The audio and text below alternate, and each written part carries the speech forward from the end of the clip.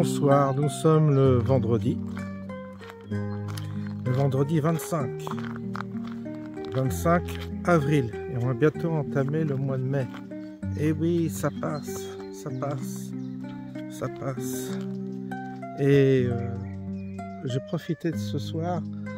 C'est une heure tardive, mais je vous dis toujours, c'est le crépuscule qui vient. C'est la transition et c'est la période la plus délicieuse de la journée. C'est là où on entend les oiseaux.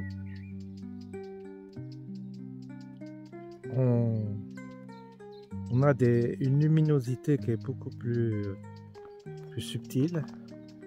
Dieu merci, ce soir on a un ciel très très beau, de beaux nuages, un peu comme dans le temps, et il fait doux.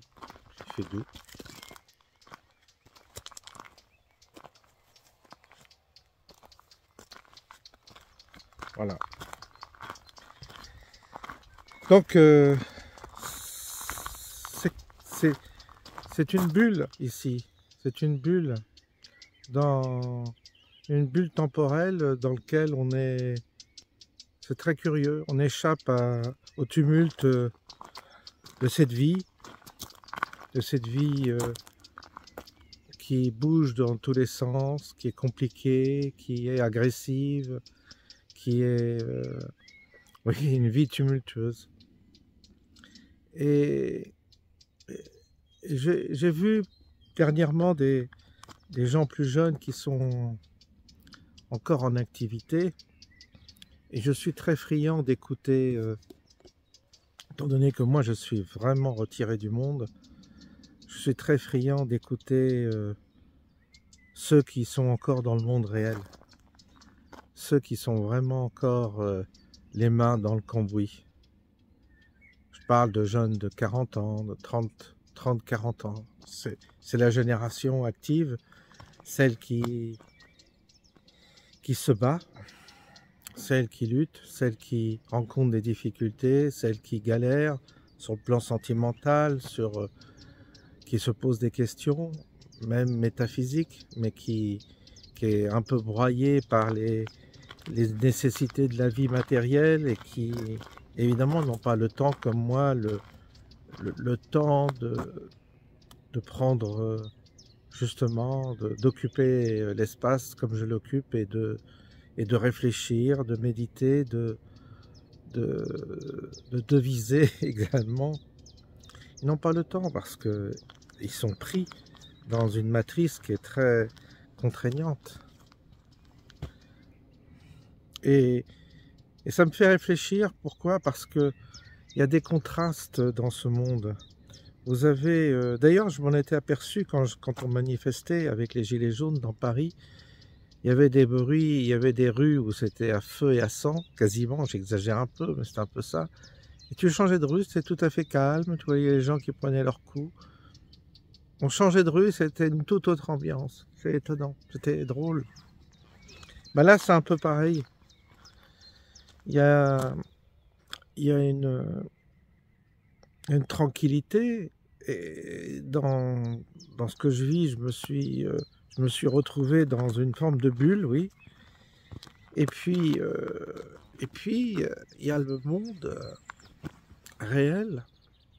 En tous les cas, ce qu'on appelle le monde réel, il y a le monde où s'activent les humains pour survivre matériellement, parce qu'il faut gagner sa vie, il faut travailler, il faut trouver des astuces, il faut faire face à toutes les difficultés qu'on nous oppose. Il y a la réalité du quotidien, des collègues, tout ça. Enfin, j'en ai déjà parlé, mais c'est ça qui m'a... Cette semaine, c'est un peu le bilan de cette semaine, c'est des rencontres qui se soldent par une prise de conscience que il y a des réalités différentes, vraiment très différentes.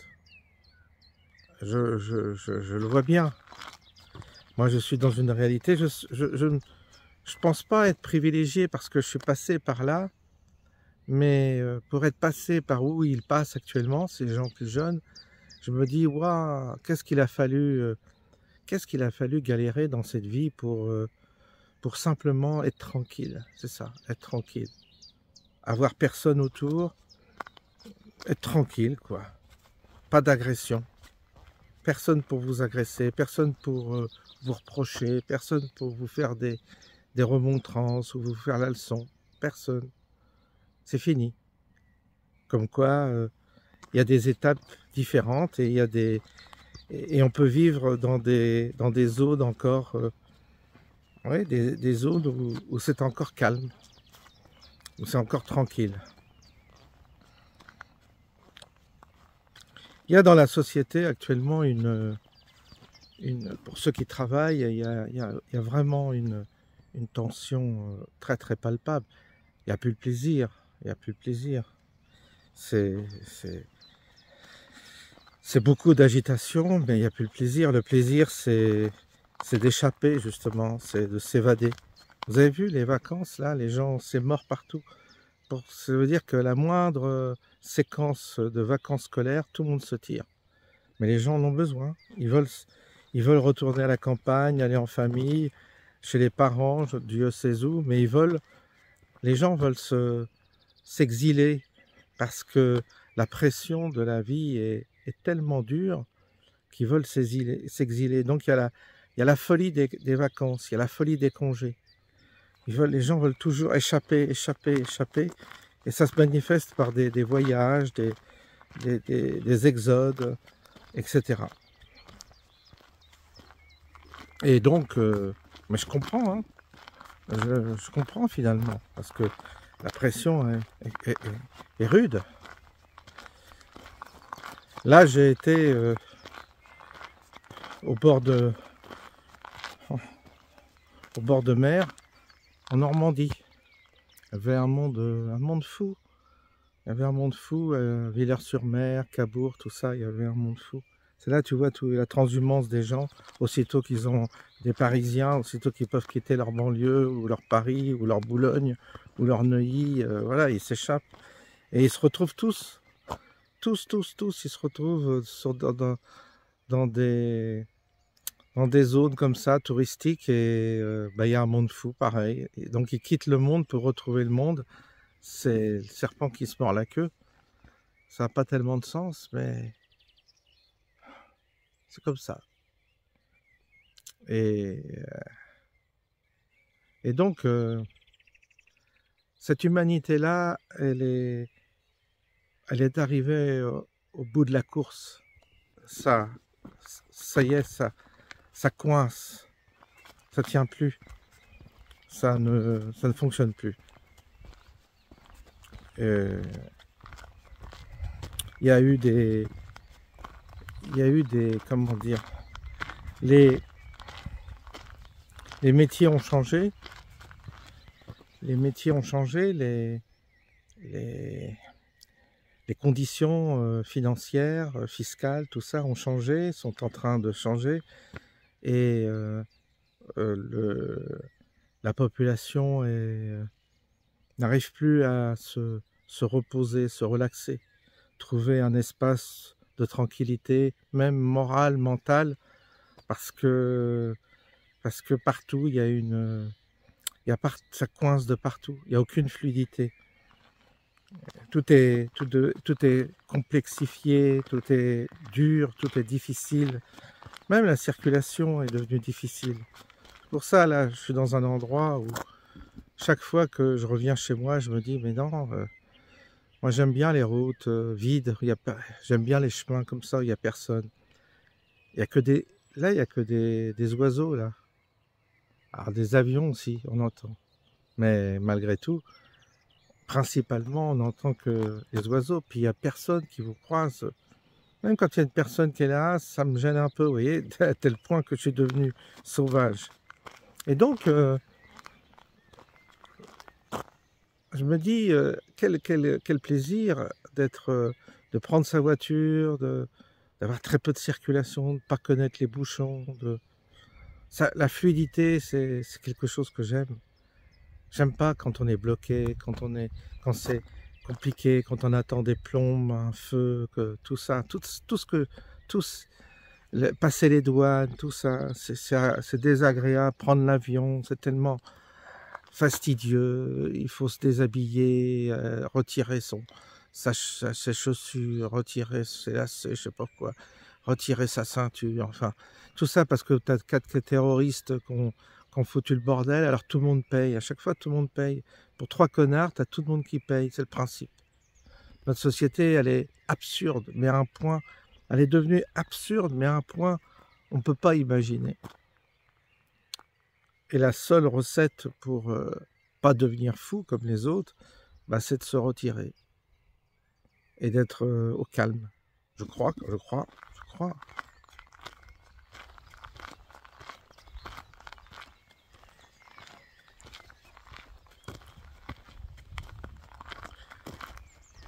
Et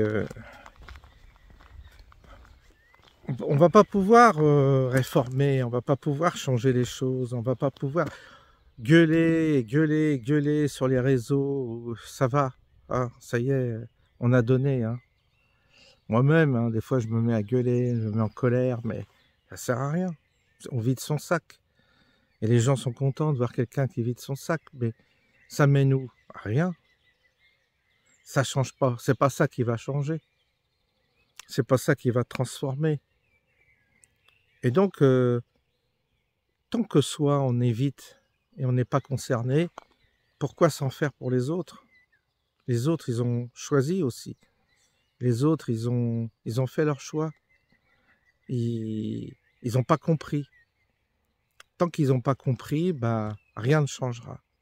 Il faut que l'humain passe par l'expérimentation pour comprendre le revers des choses, comprendre la nature de ses choix, comprendre la nature des directions que l'on prend et les conséquences. Il doit comprendre comment lui-même doit fonctionner pour justement ne pas répéter infiniment les erreurs que peut-être ses parents ont fait. En tous les cas, cette chaîne de responsabilité, comme une malédiction, nous conduit à une forme de cataclysme global. Il faut que l'humain finisse par comprendre qu'est-ce qui lui arrive et comprendre qu'il y a moyen de changer cette réalité dans laquelle il est, qui devient de plus en plus infernale. Mais pour ça, il doit s'écouter, il doit s'entendre et il doit laisser faire, justement laisser faire, de façon à pu être celui qui mène sa vie, celui qui prétend mener sa vie, qui prétend prendre des décisions, qui prétend ceci, qui prétend cela, qui prétend prendre le taureau par les cornes, etc. Non, non, il y a une autre manière de participer à cette vie. Mais cette autre manière, il faut déguster pour arriver à comprendre.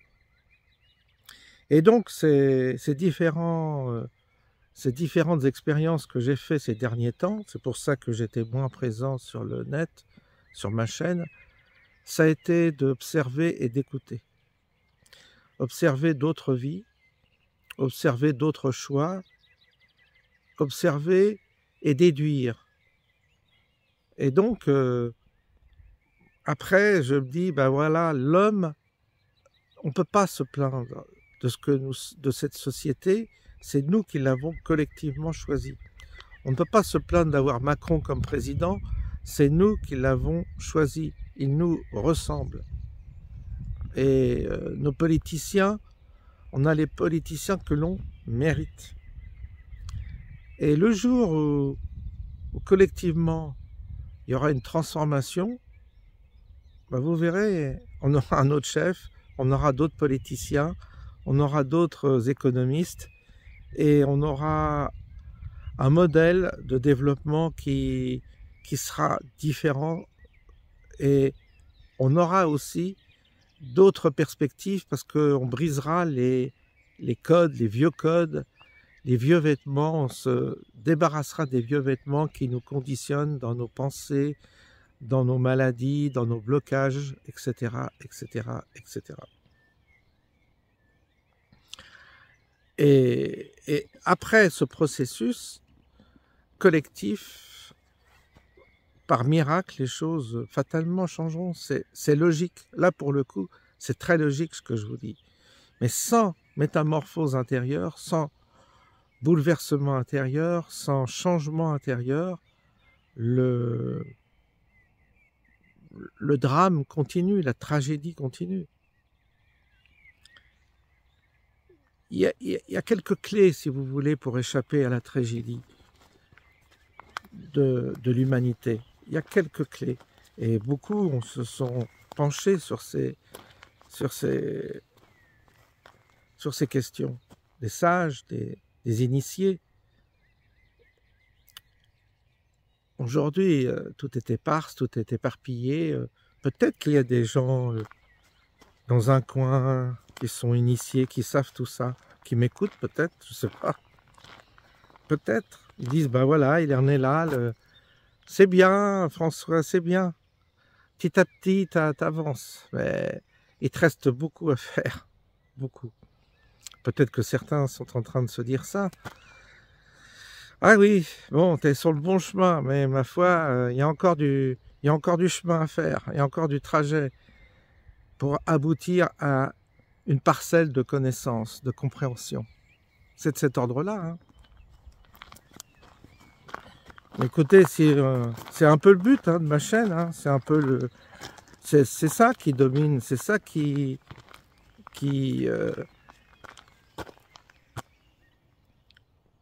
coiffe un peu la raison de cette chaîne. C'est trouver la clé en nous. Et de fait, si on trouve cette clé en nous qui nous ouvre cette porte, ben, le monde changera. Mais c'est pas en manifestant, c'est pas en cognant, c'est pas en brûlant tout, c'est pas par la révolution. Vous voyez, parce que on a à nouveau fait tout cela, on a essayé, et on voit bien que ça fonctionne pas. On voit bien que c'est pas le chemin non plus. Et comme aujourd'hui, on n'est pas, c'est terminé. La révolution s'est terminée, la contestation s'est terminée, ben, il faut choisir l'autre voie. Et l'autre voie, c'est la conversion intérieure. C'est des beaux mots tout ça. C'est pas la conversion à Jésus. C'est pas du tout ça. C'est la conversion intérieure. Il y a beaucoup de chrétiens, de cathos, de bigots qui ne sont pas encore convertis, qui n'ont pas compris. Ils sont comme des perroquets qui récitent des formules, mais ils n'ont pas été touchés par la grâce et ils n'ont pas compris le phénomène de métamorphose qui doit s'opérer en eux. C'est pour ça qu'en général, quand tu les vois, ils ont tous un balai dans le cul, ils sont psychorigides, ils sont bêtes, ils sont moralisateurs, ils n'ont rien compris, quoi. Ces gens-là ne m'intéressent pas du tout. Mais quand vous avez compris les prémices des conditions pour ce qui ne nous convient pas change, bah là vous êtes ouvert, disponible, et vous vous laissez un peu prendre par la main par quelqu'un qui vous guide et qui vous dit par où il faut aller, par où il faut passer. Alors évidemment, là, si vous êtes dans le bruit, si vous êtes tourmenté dans le bruit, dans l'agitation, alors là, ça ne marchera pas. Il faut absolument le calme, le recul, la tranquillité, pour que cette qualité-là se développe en vous. Là, il n'y a pas photo, vous ne pouvez pas y échapper. C'est pour ça que alors ça ne veut pas dire vivre dans un univers mort et sans vie. Au contraire, au contraire. Quand je parle d'agitation, je parle de bruit désagréable, d'agitation, de tension, de friction que l'on que l'on voit à travers la circulation, que l'on constate à travers les relations professionnelles, qu'on constate. Il y a des frictions. Hier, vous voyez, j'ai un ami qui est passé, qui viendra le 4 juin, et il est venu me voir. Il est éducateur et il s'occupe de migrants. Vous voyez, alors je vous dis pas tout ce qu'il m'a raconté. Je préfère pas vous le dire parce que je veux pas vous gâcher la soirée. Mais c'est la cata totale. Hein. Mais je vais pas vous brancher là-dessus parce que je lui ai dit, veux-tu témoigner? Non, ben non, elle va pas témoigner à visage découvert, il va être flingué. Mais c'est terrifiant ce qu'il m'a raconté. Je suis un peu au courant de ces choses parce que j'ai été 5 ans dans la police. À un moment donné, j'ai vu des choses aussi qui étaient pas tristes, mais lui, c'est pire. C'est là que tu vois que ça s'est dégradé encore. Bon. Bah lui, hier, on est allé donc au jardin du Point du Jour, là on doit se retrouver le 4 juin, et il y avait une employée qui faisait guider, parce qu'ils ont 2-3 salariés dans ce jardin. Et on a juste mis les pieds sur le bord du jardin, et elle s'est mise à être agressive avec nous. Et ça, je me suis dit, tu vois, ça c'est un indice aussi, ça veut dire que on était disposé à se faire accueillir et à être dans de bonnes conditions pour visiter un lieu tout à fait merveilleux, dont le créateur, peut-être, c'est lui qui nous fera la conférence, enfin la visite guidée. Vous verrez, c'est absolument formidable ce qu'il a fait. Mais il y a toujours le petit grain de sable. Et le petit grain de sable, ça a été cette fille qui manque de maturité et d'intelligence et qui n'a pas vu qu'on était là pour d'une manière tout à fait distinguée, je dirais, polie, mais elle a été frustrée de quelque chose et elle a profité d'avoir 2 proies pour se décharger de quelque chose qui n'allait pas bien en elle. Donc elle travaille dans un cadre formidable, elle fait un travail très agréable, mais certainement qu'il lui manque aussi quelque chose pour être en harmonie avec le lieu où elle est. Et ça, vous voyez, c'est partout. Ça nous guette de partout. On est toujours sujet à être confronté au mal-être, même en pleine campagne, hein, moi j'ai vu ça, au mal-être d'une personne qui n'a pas encore trouvé son chemin. Parce que si elle était en relation avec son être intérieur, elle n'aurait pas réagi comme ça. Elle aurait eu une toute autre présence, et elle n'avait pas de présence avec les enfants, ça se voyait, ça n'allait pas. Elle avait un déguisement, tout ça, mais c'était pas. Elle n'a pas l'esprit, elle n'a pas capté l'esprit du lieu. Et ça, j'ai vu ça dans les églises, des gens qui n'avaient pas capté l'esprit des églises dans lesquelles on était parfois, ils ne captaient même pas la liturgie, ils n'étaient pas dedans. C'est très courant. Alors vous êtes parfois dans un cadre merveilleux, vous travaillez dans un cadre même privilégié, mais vous êtes malheureux. Donc le cadre vient après la métamorphose intérieure. Mais ça ne sert à rien d'avoir le cadre si on n'a pas fait ce travail intérieur qui consiste à s'ouvrir à la dimension divine en nous. C'est tout. Donc cherchez pas. Si c'est tout à fait mathématique, je dirais. Là aussi, ça répond à des lois et on n'échappe pas aux lois. Donc, ça sert à rien de mimer le campagnard, ça sert à rien de mimer le gourou, de mimer je ne sais quoi, de faire semblant d'être dans un personnage. C'est tout faux. Et combien il y en a comme ça? Plein. J'espère que je ne vais pas tomber dans ce travers. À chaque fois, je me dis, ne tombe pas dans ce travers, fais gaffe, parce qu'il y a des risques.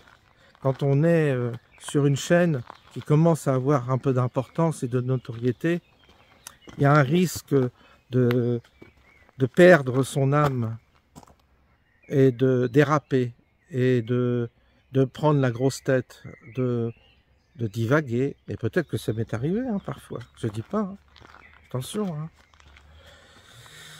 C'est donc important de remettre les pendules à l'heure et de se resituer soi-même dans ce qu'on fait, même si, parce que tant qu'on est dans l'échec, quand on fait quelque chose et qu'on est dans l'échec, il n'y a pas trop de risque qu'on soit orgueilleux, puisque on voit bien que ce que l'on fait n'aboutit pas. Mais la réussite, le succès, pour l'avoir déjà vécu professionnellement, c'est risqué, hein, c'est très dangereux. Vous avez vu tous ces youtubeurs qui prennent la grosse tête? Vous avez vu tous ces youtubeurs qui déconnent complètement, qui pètent des câbles, quoi? Et je vous parle pas des artistes et des... C'est très rare que...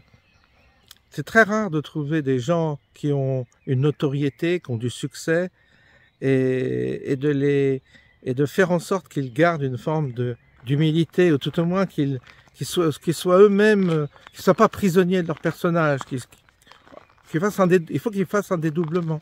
Oui, bah, t'as le personnage qui est là, t'as mon personnage, c'est là, mais c'est pas moi en fait. C'est lui, c'est pas moi. Déjà là, ça permet de gérer. Mais sinon, bah, vous devenez prétentieux, vous devenez dingue si vous vous identifiez. Et donc, c'est là que le succès, je voudrais bien qu'il y a eu des youtubeurs, ils ont eu leur petite heure de gloire, et ça part en cacahuète direct. Ça déconne complètement. Puis après, ils rentrent dans des processus d'addiction, de vue, de machin. Et je vois, Mais vous savez, de toute façon, si on fait rien, on n'aboutit à rien. Donc, c'est pas non plus une solution. Alors, si on fait quelque chose et si on prend des initiatives, il y a un risque. Et ce risque-là, il y a plusieurs risques. Et donc, il faut les enjamber le mieux que l'on peut, les identifier, les reconnaître et ne pas tomber dans le piège. Et si on tombe dans le piège, ben on se relève et on fait mea culpa. Voilà. Je pense que c'est comme ça qu'il faut faire maintenant.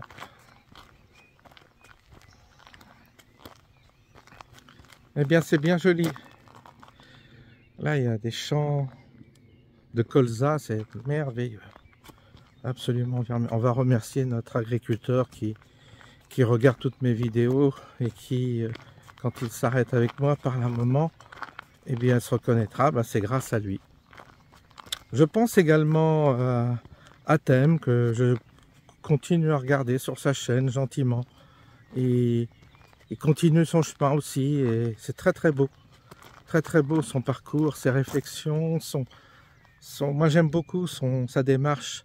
Alors lui, il est vraiment pas en quête de notoriété, et c'est ça qui est bien quand même, parce que il s'en fout complètement du nombre de vues et tout.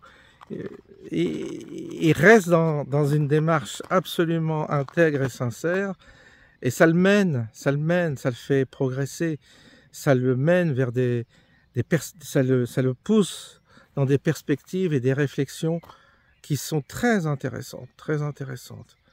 Et c'est vous voyez, moi je vise une collaboration de cette nature-là. Je me dis, bah, vous voyez, il faut qu'on trouve des humains qui ont cette disposition particulière, qui ont ce trajet particulier, et qui, de leur côté, ouvrent des portes que toi tu ne peux pas ouvrir, mais eux ils l'ouvrent.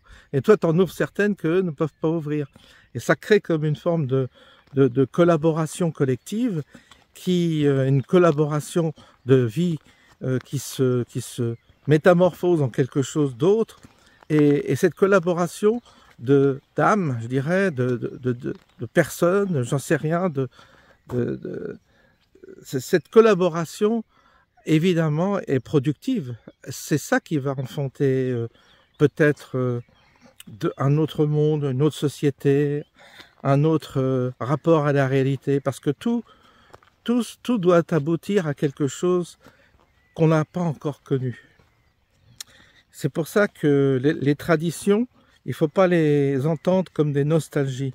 Il faut voir les traditions comme des béquilles qu'on a eues, qu'il ne faut pas renier, qu'il faut respecter toutes les traditions, mais qui nous permettent d'aboutir à quelque chose d'autre, et comme un enfantement.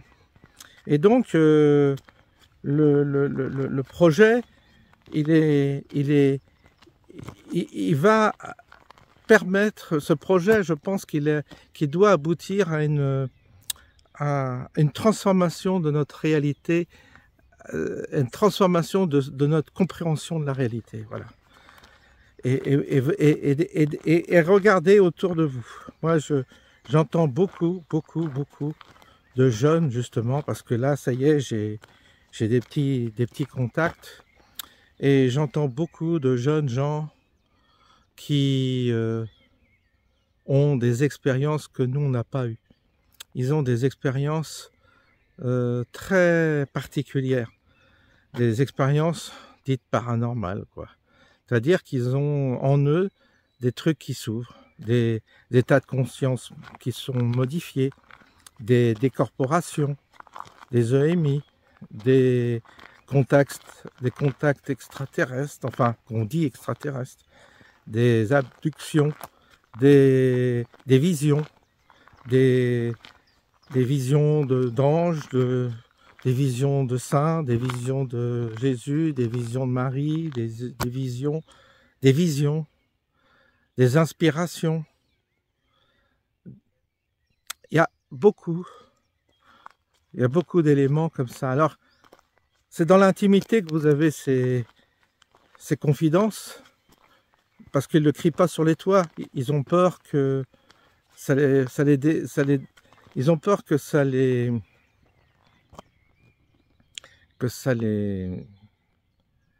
comment dire, je cherche, vous voyez, des fois, moi aussi, ça me permet, quand je cherche des mots, ça les fasse, vous voyez ce que je veux dire, ça les fasse déconsidérer, ils ont peur que ça les discrédite, ils ont peur que je cherche le mot, mais c'est autour, ça les discrédite, ça les dessert, voilà, ils ont peur que ça les desserve de parler de ça. Alors du coup, ils n'en parlent pas.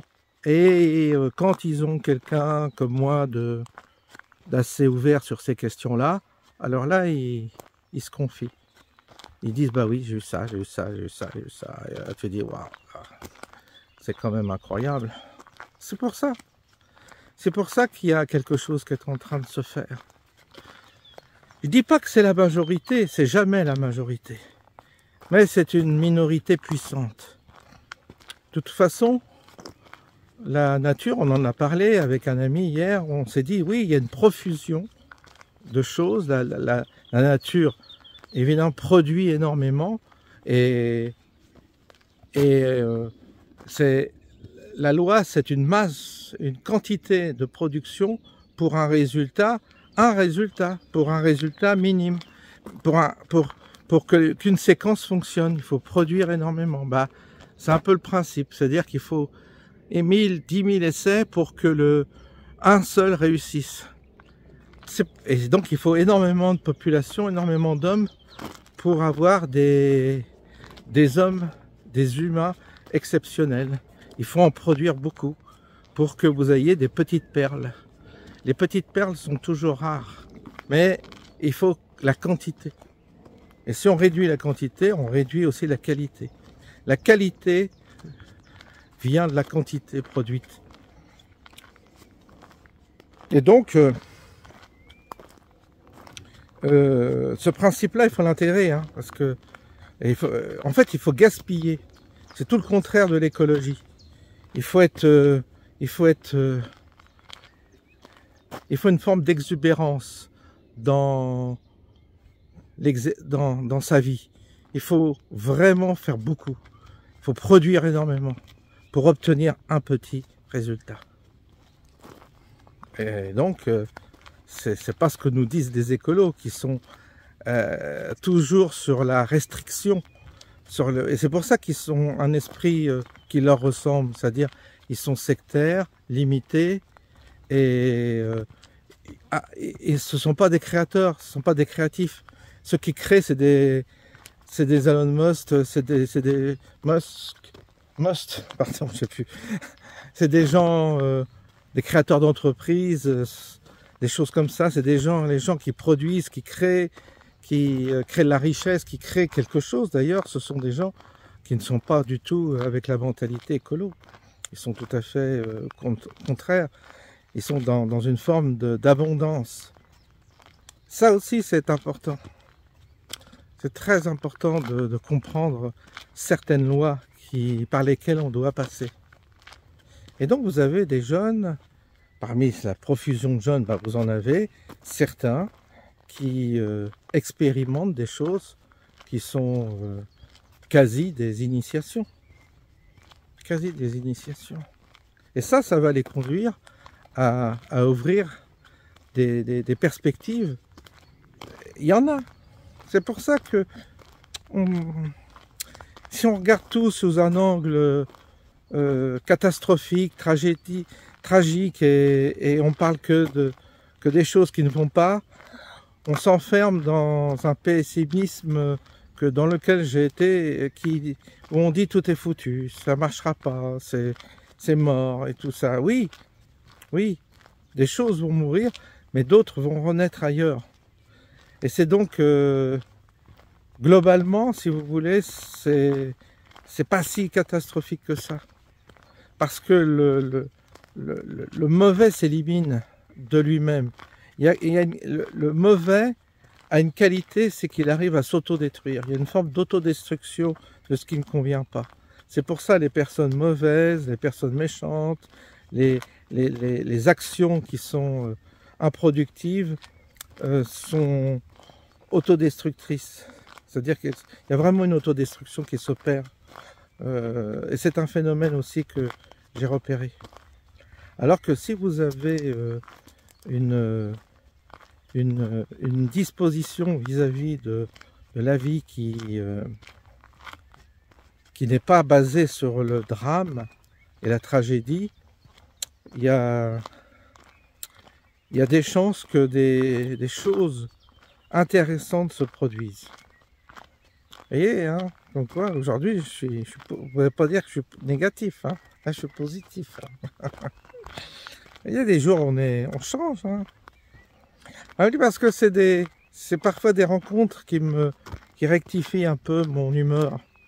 C'est comme ça que ça marche. Et ces rencontres sont providentielles, sont pas... Vous voyez, c'est des rencontres providentielles, ne sont pas des rencontres comme ça pour rencontrer. Et donc, vous avez ça modifie votre perception des choses, parfois d'expérimenter justement des rencontres avec des gens que il n'y a peut-être même pas eu l'occasion de croiser, mais ça renvoie à un autre écho. C'est pour ça que rien n'est définitif. Parce que si on se laisse, par exemple là, il y a eu un crime terrible à Nantes, dans un lycée catholique. Il y a un gars, et ça, j'ai vu les médias, bon, on n'en parle plus la semaine prochaine, mais là, ça tourne en boucle. C'est ridicule, ça n'a pas de sens. Et donc, ça fait peur aux gens, aux jeunes. On s'égare quant aux raisons, aux motivations, on spécule. Et ça crée dans les foyers un malaise. Et ça pollue la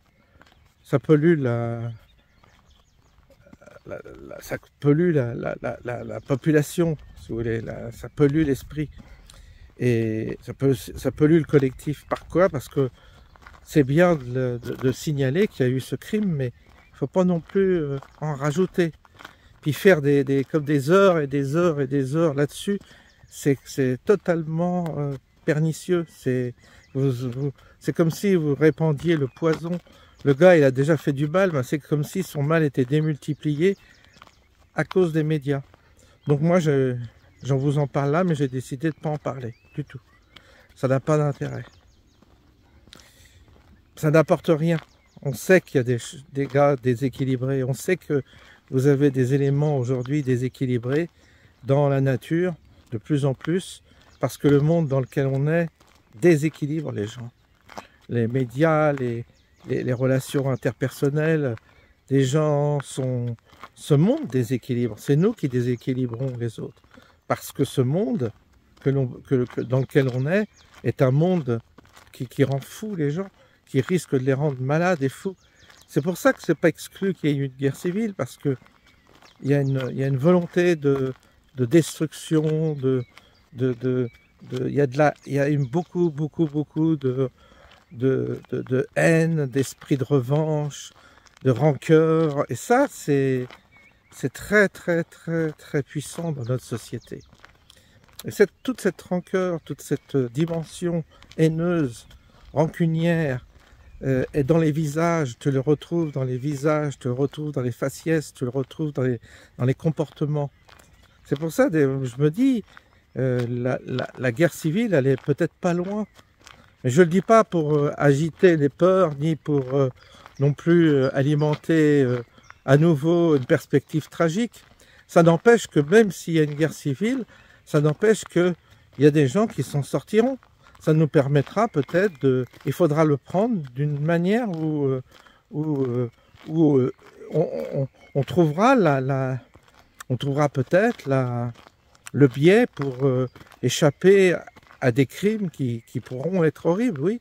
Mais il y a peut-être moyen, si on est à l'écoute de notre monde intérieur, si on est vraiment à l'écoute, peut-être qu'il y aura des biais qui nous permettront d'échapper à des crimes qui risquent d'être évidemment monstrueux.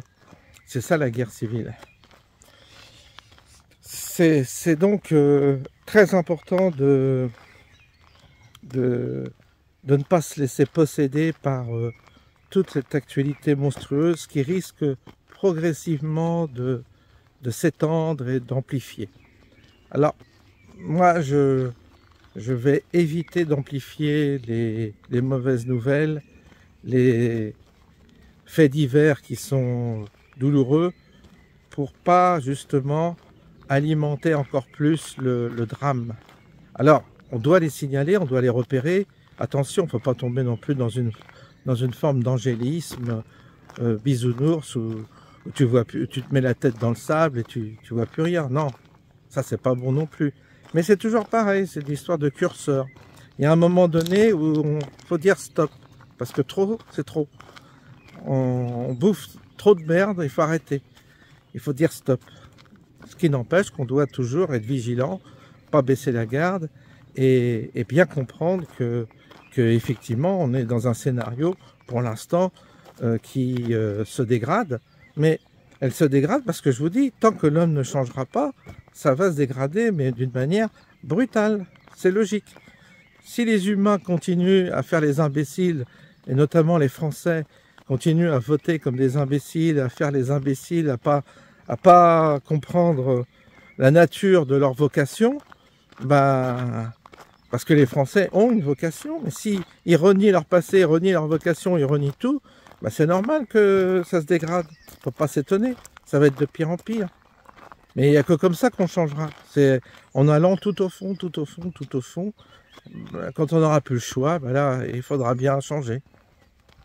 Peut-être, en tout cas, c'est cette manière de voir les choses.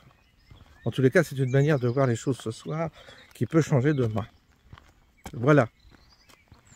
Donc là, on a parlé un bon moment, hein, 44 minutes, un long entretien.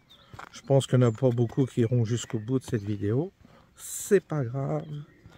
Je remercie en tous les cas tous les nouveaux abonnés qui viennent grossir nos rangs. Je rappelle que j'organise une réunion informelle le 4 juin à Verdelot, en Seine-et-Marne, au Point du Jour, le jardin du Point du Jour. Repérez bien sur la carte avant, parce que bon, le GPS normalement doit vous y conduire, mais repérez bien quand même. Et puis voilà. Et puis on verra comment ça se passera. De toute façon, qui ne tentera rien n'a rien. Alors il faut tenter. Et après on fera un bilan. Je vous souhaite une bonne soirée. Là, on va avoir le coucher de soleil bientôt. Ça sent très bon. Puis il est beau le colza là cette année. Je pense qu'ils vont être contents parce que il y a eu de la pluie, du soleil. J'ai l'impression que ça a bien produit là. Je sais pas, moi j'ai l'impression que c'est une bonne production là. Je sais pas si j'ai un bon œil ou pas, mais ça donne ce sentiment. Je vais vous faire partager ça. Bonne soirée à tous.